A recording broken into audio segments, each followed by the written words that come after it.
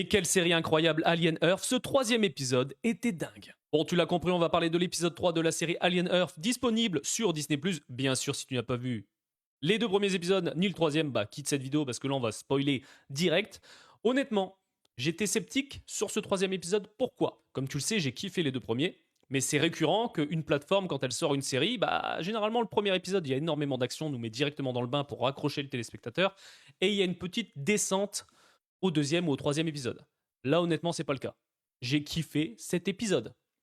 Il y a énormément, je trouve, de questionnements, et c'est ça que j'aime avec la série Alien Earth, c'est que déjà, tu vois qu'il y a un souci du détail. Le combat Wendy contre l'alien, j'ai trouvé ça dingue. Je continue à kiffer les aliens qui sont mis en place dans cette série. Pourquoi?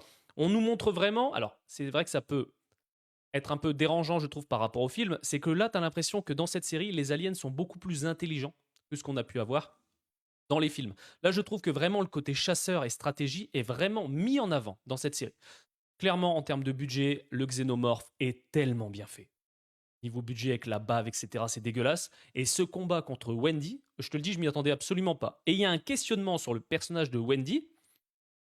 Quelle connexion a-t-elle, pardon, avec les aliens? Il y a toujours ce questionnement. Est-ce que c'est vraiment juste sa conscience qui a été transférée? Tu te poses la question quand même. Est-ce qu'elle est un hybride? Tu te poses la question, tu vois. Je trouve que c'est très intéressant. Ensuite, le personnage de Kirsch, ou Kirsch, je ne sais plus exactement comment ça se dit, selon la version que tu regardes, mais tu t'y attends. Tu vois qu'il commence à s'émanciper de plus en plus, à réfléchir par lui-même, et tu vois ce côté un peu stratège qui commence à arriver, tu vois. On l'a vu également dans Alien Convenant, comment ça s'était passé, etc. On se doute très bien de ce qui va se passer dans cette série, tu vois. Mais j'ai aucune idée, tu vois, de où ils vont nous amener dans cette série, tu vois. Je ne saurais pas te dire, ou théoriser à te dire comment ça va se terminer cette saison, tu vois. Aucune idée, là, honnêtement.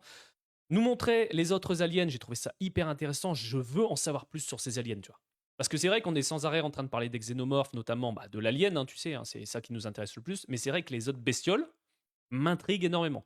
Là, on le voit avec le final, où ils vont faire des expériences avec le xénomorphe, voilà, avec le frère de Wendy. Je ne sais pas comment ça va se passer, mais ça va être dingue. Mets-moi dans les commentaires ce que tu en as pensé de ce troisième épisode, mais je trouve qu'il y a énormément de questionnements qui sont apportés au fur et à mesure des épisodes et d'intrigues qui sont à développer au fur et à mesure. Et je trouve que ça permet de captiver, mais aussi d'être en attente de ce quatrième épisode.